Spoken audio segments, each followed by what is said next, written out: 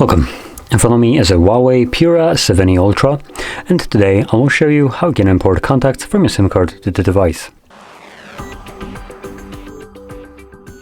So to get started, you'll want to open up your dialer application and then navigate to Contacts, select the 4 dots right here and choose Settings, where you'll find Import Export, and then you can select Import from SIM.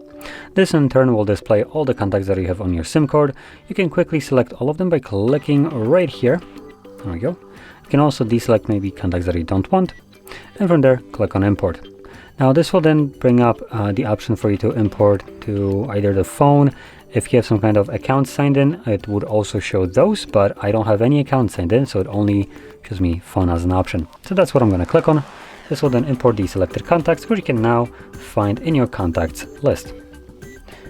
So, with that being said, if you found this very helpful, don't forget to hit like, subscribe, and thanks for watching.